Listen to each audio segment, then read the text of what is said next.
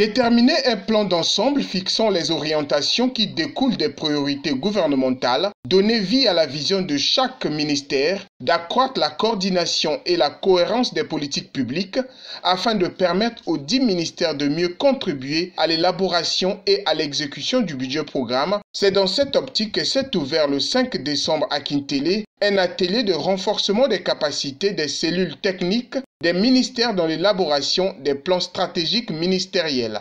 Atelier patronné par Ingrid Olga Ghislaine Ebouka Babakas, ministre du Plan, de la Statistique et de l'Intégration régionale, ici représenté par son directeur de cabinet, Ferdinand Sosten Likuka. Cet atelier, qui connaît la participation des cadres des différents ministères, est appuyé par le projet de réforme intégrée du secteur public, PRISP, et répond à sa sous-composante 1.2 sur le renforcement de la gestion des dépenses publiques. Les plans stratégiques sectoriels de chaque ministère constituent un indicateur intermédiaire de résultats auquel nous nous attelons à mettre en œuvre pour qu'on y parvienne. Donc cet atelier va permettre que ces ministères, une fois dotés de ces 10 plans, puissent permettre au même moment à notre projet d'atteindre cet indicateur.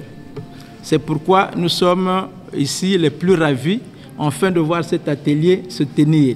Au niveau de la Banque mondiale, qui appuie le gouvernement dans le cadre de la mise en œuvre des réformes dans la gestion des investissements publics, cette activité tient à cœur et nous tenons donc pour cela à remercier Madame la ministre qui ne ménage aucun effort pour la réforme dans la gestion des investissements publics. Donc nous osons espérer que, au cours de cet atelier, les différentes cellules techniques vont s'approprier les mécanismes de manière à ce que, au final, ils soient en mesure d'élaborer leur plan stratégique pour que d'ici 2, 3, 4 mois, tous ces ministères soient enfin dotés de ces plans pour que le basculement budget programme, plutôt budget des moyens vers le budget programme, puisse être une réalité et que le suivi des investissements puisse être doté des instruments qui puissent permettre un meilleur suivi pour que la gestion des investissements publics ne soit plus aléatoire, mais que ce soit quelque chose de dynamique qui est bien géré et bien suivi.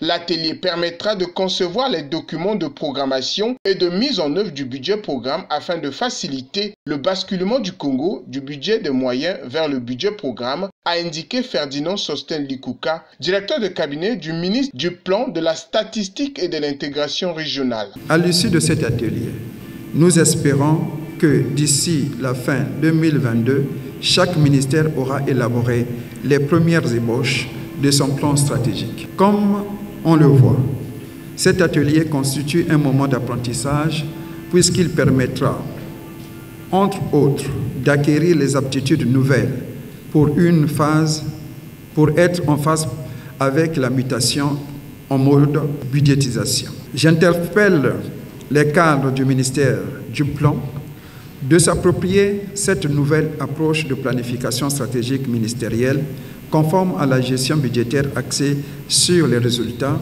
pour prendre le relais et accompagner les autres ministères qui restent. Et pour toujours répondre aux exigences de basculement du budget en mode programme, les réformes menées par le ministère en charge du plan avec l'appui de la Banque mondiale ont abouti à la mise en place d'un nouveau cadre de gestion des investissements publics avec l'élaboration des textes juridiques encadrant ce nouvel environnement et des outils de son opérationnalisation. En vue de poursuivre la mutation vers la mise en œuvre du budget programme et rendre opérationnels les outils de planification adoptés, cet atelier sera suivi du 12 au 16 décembre 2022 d'un autre atelier portant cette fois sur l'appropriation des fiches dynamiques, sur les fiches projets dynamiques de collecte des données des projets d'investissement public.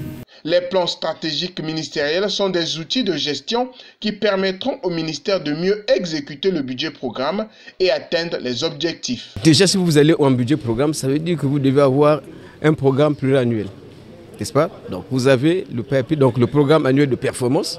C'est sur la base de ce programme annuel de performance qu'on définit ce que vous voulez atteindre. Puisqu'on dit budget par programme, ce n'est plus budget de moyens. Donc vous avez un programme qui a un objectif et donc pour atteindre cet objectif, il nous faut des indicateurs et des cibles. Donc le PAP vous donne ces éléments-là pour que celui qui doit vous donner de l'argent se rende compte exactement pourquoi on va vous donner de l'argent. Et si vous avez de l'argent, comment est-ce que vous allez l'exécuter? Et si vous avez exécuté, sur quoi on peut évaluer pour se rendre compte que vous avez atteint les objectifs escomptés. Ainsi, du 5 au 9 décembre, les participants à cet atelier se doivent de mettre sur pied les documents nécessaires et préparatifs à l'élaboration du premier budget programme des ministères pour l'exercice 2024.